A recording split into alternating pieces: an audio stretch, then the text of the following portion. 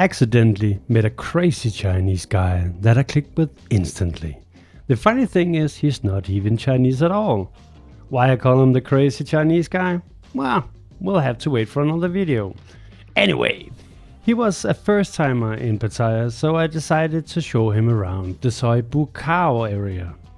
After visiting Club Fate and Heaven Above, I figured I should also introduce him to a few agogo bars.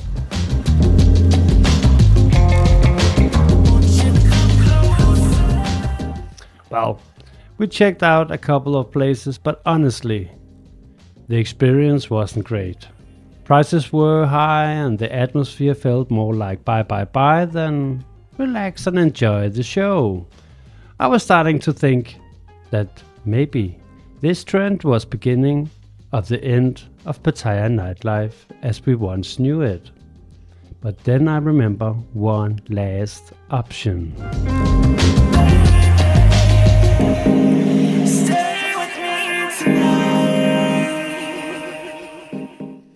Rum Runner. I visited back in January and really enjoyed the relaxed atmosphere. No constant pressure to buy lady drinks, no strange rules about needing 10 drinks before you could even discuss a bar fine. Just a laid-back bar with good vibes. So off we went. We found a table and quickly spotted a couple of dancers, and one of them immediately caught my attention. She ticked all the right boxes, but unfortunately we were on a bar crawl, so we'd have to wait for another day.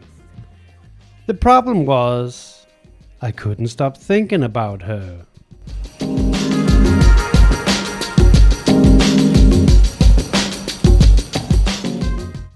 Well, the next day I went back to Rum Runner and asked if anyone knew who she was. I couldn't remember her name, but Phil had a few suggestions about who it might be. And before we could finish our detective work, I somehow ended up on his Kick live stream, and the whole investigation got forgotten. Would I ever find her again? And by the way, I put a link in the description to the live stream that RumRunner did that day.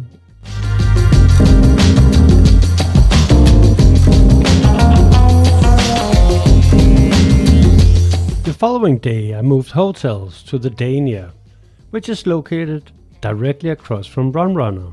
At that point I had no more excuses. I walked into the bar around 9 p.m. There were quite a few customers inside and outside, so I figured the chances of finding her and her actually being available was pretty slim. But as soon as I walked in, there she was. She spotted me immediately, came over with a shy smile and even remembered my name. Better yet, I finally managed to get her bar name, Nuna. Or at least I think that's what she said. I heard Luna, so for the rest of the evening, that was what I called her. We shared a few drinks, had a good laugh, and eventually agreed that she would join me later that evening.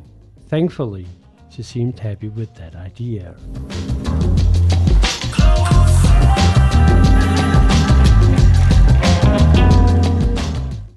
Well, I have forgotten to buy protection. Luckily, there's a 7-Eleven nearby.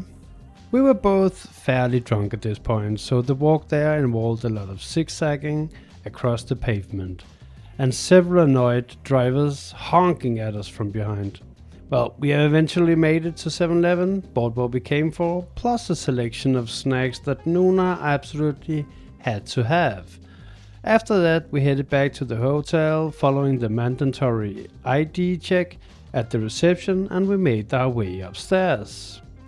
About 45 minutes of yoga later, followed by some well-earned relaxation, we found ourselves back at RumRunner, where our paths separated for the night.